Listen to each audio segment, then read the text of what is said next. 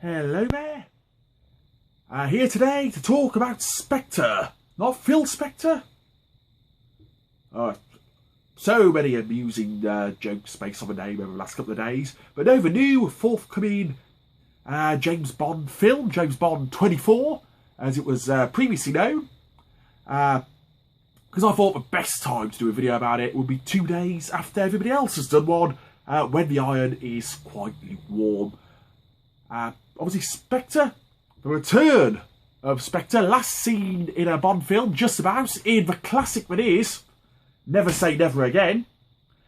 Just slightly more recent than Blofeld's cameo in For Your Eyes Only.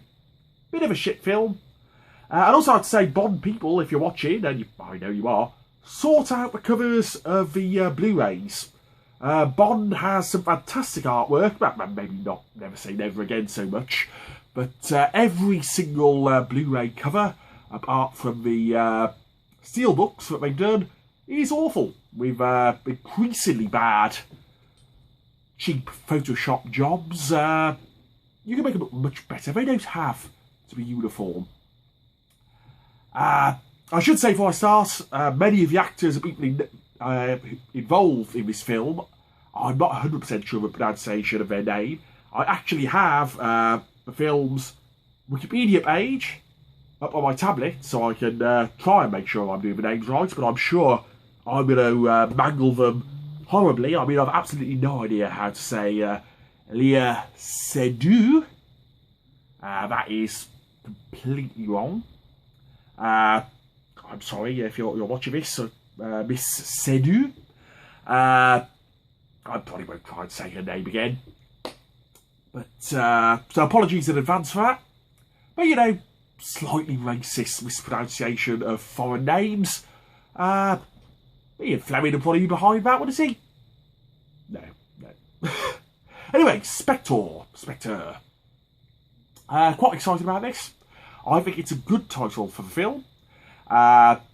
It's a word Ian Fleming himself was slightly obsessed with. Before he made it a terrorist organisation, it was used in the books of Diamonds Are Forever as the name of Ghost Town, and From Russia With Love as the name of the decoding machine, which was changed to the Lector in the film version, when they decided to stick Spectre and Blofeld in the film to make the plot slightly less anti-Russian.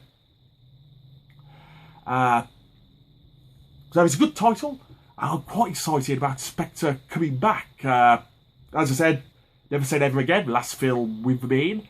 The last proper Bond film with them in was Diamonds Are Forever. Or at least that was the last one Blofeld in. Spectre art actually referred to it at any point in that film. Maybe Blofeld's going to jump out of my wonky wardrobe now. Who can say? See, nothing but professionalism in these videos. Spectre are not referenced in Diamonds Are Forever in any way except for their logo being on Blofeld's submarine. So that was, what, 1971? That is, well, it'll be 44 years when the film finally comes out. And if you think about it, Spectre were a huge part of the first decade of Bond. They are in 6 of the 7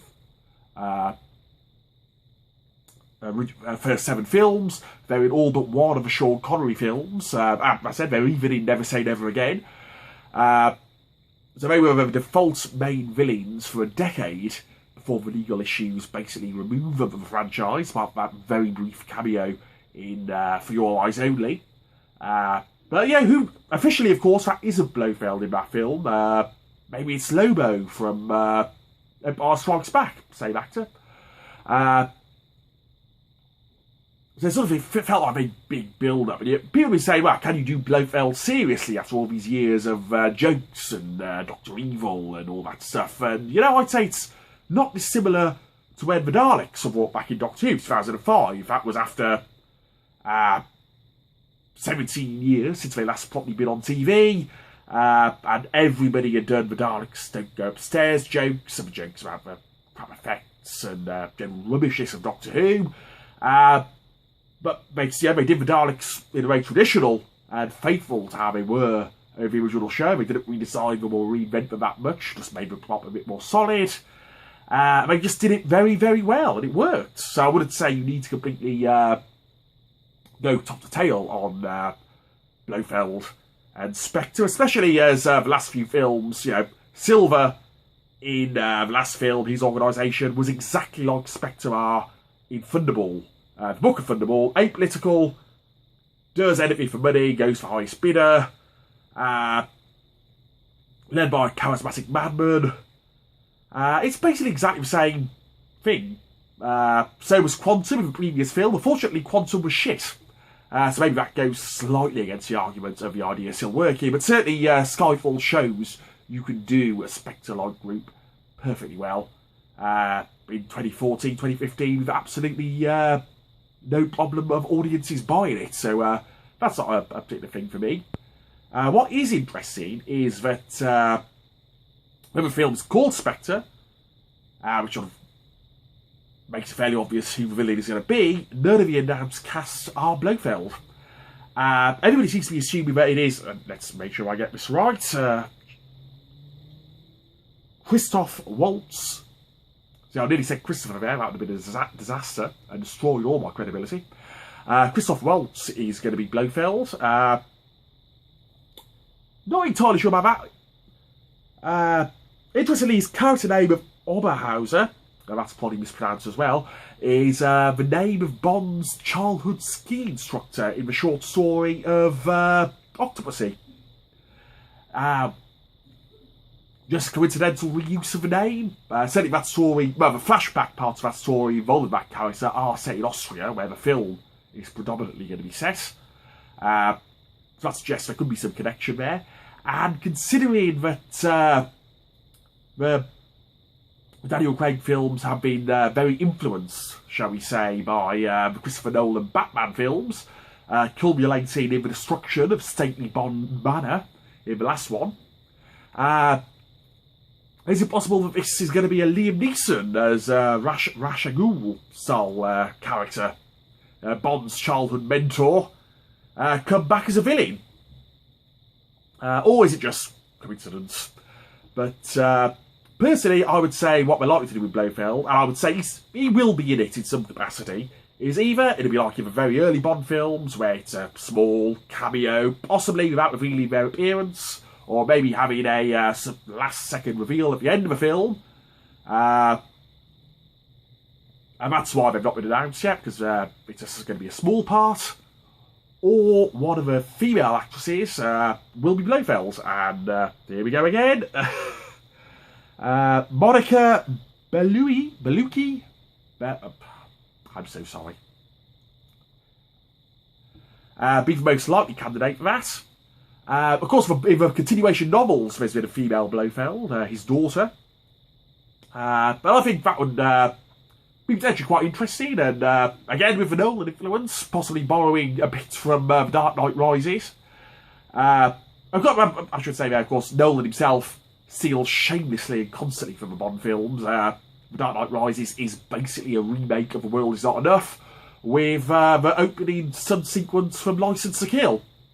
Interestingly, I didn't spot any Moonraker homages in Interstellar. You let me down there, Chris Nolan. That would have made it a better film. Have a double-taking pigeon fly past Matt Damon at one point. You could have done that.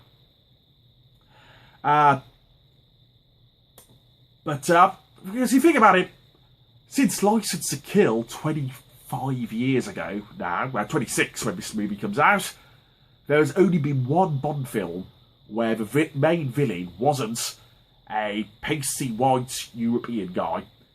Even when the actual character was a North Korean, he was still played for most of the film by a pasty white European guy, thanks to the sheer madness that is the joy of Die Another Day.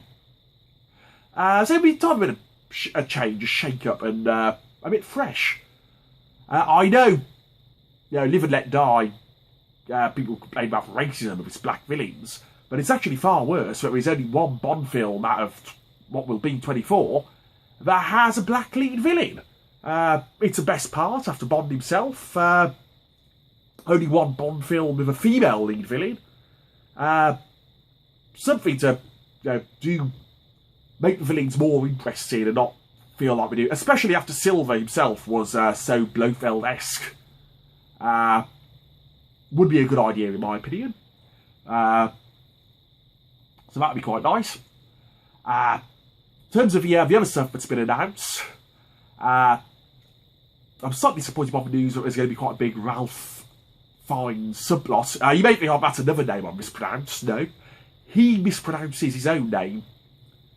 Because I think one of the problems with the Judi Dench era of M, with both her M's, thanks to the slightly confusing fact she was actually playing two different characters in the Brosnan and the Craig films,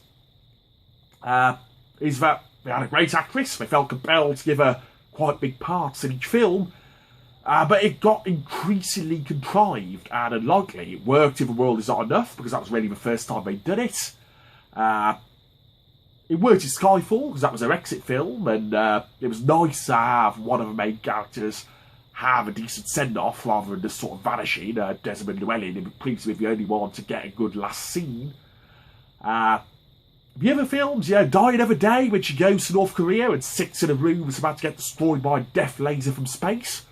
Why would she do that? Or Quantum of Solace, where she follows Bond about all over the place, and as a consequence nearly gets killed at the start of the film. That's pretty unlikely. You don't really need...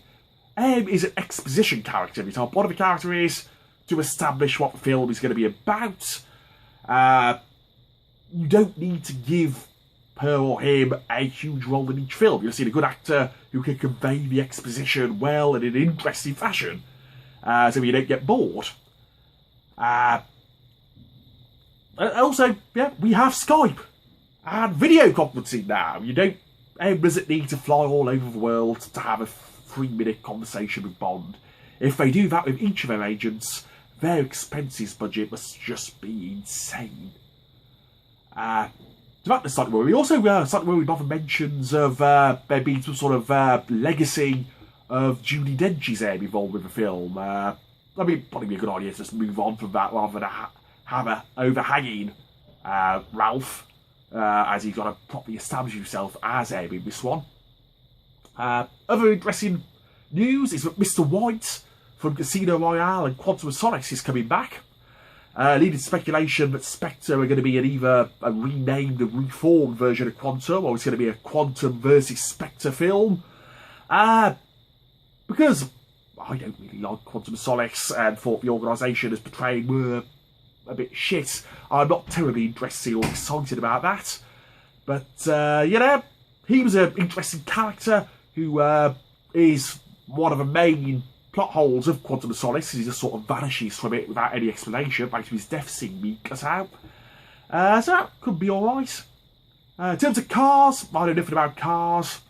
I'm just mildly surprised it took Aston Martin so long to get as far as the DB10. Sorting out Aston Martin, you'd be lazy. In fact, was there ever a DB7? I don't think one ever cropped up in a Bond film. That feels like a marketing misfire, sadly. Those are sort of all the main things that are announced. And finally, Sam Mendes coming back. Again, the first returning director in a quarter century to do 2 consecutive Bonds. Quite happy with the main MI6 cast. They're going to work well together. Mighty curious if they'll keep the recreation of the office from Dr. No, or whether they'll move back into the proper MI6 headquarters. Yes, that's the sort of thing that interests me. I just sort of hoping for a good film. We're a good, strong villain. Maybe not quite as camp as Silver was in the last one. Yeah, that sort of John Sim master, trying a bit too hard to be wacky. Quality to him. Hopefully be a good shout for Craig as well. I thought he was very good in Skyfall. I thought he looked a bit bored in Quantum of Solace. There's a question of his age, of course, because he's always looked a bit haggard, and now he's well into his 40s. There is a danger. He's not at that Roger Moore in A View to a Kill stage, but he is at the Pierce Brosnan in Die Another Day point of just looking slightly seedy when he's going to be on top of the young women. But the casting of an actress a few years older than him as his Bond girl will hopefully counter that a bit. Someone who you will look more compatible with, rather than like a dirty old man with. What annoyed me was over papers, one of them went, oh, it's the first middle-aged Bond girl. Have we forgotten Octopussy already?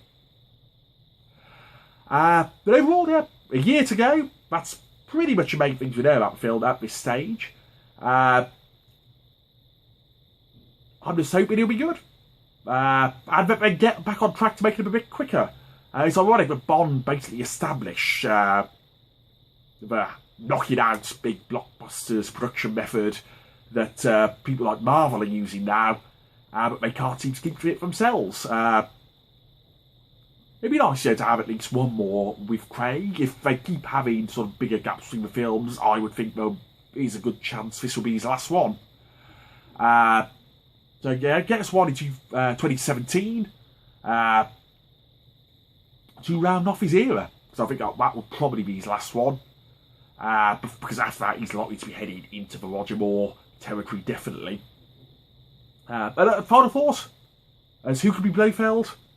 Who keeps popping up in virtually every Bond film in a background scene, a voiceover, just sitting there in a chair reading a paper or on a TV screen? Michael G. Wilson. He should be Blofeld. He should just pop up at the end of the film and go, yes, I have been following you around for 40 years and now I shall strike. That would be the perfect end to that film. As this is probably be my last video before Christmas, have a happy Christmas, have a happy New Year. My next video, either just before the New Year or just after, will be on the Colin Baker era of Doctor Who. So I hope you come and enjoy that, and have a happy Christmas.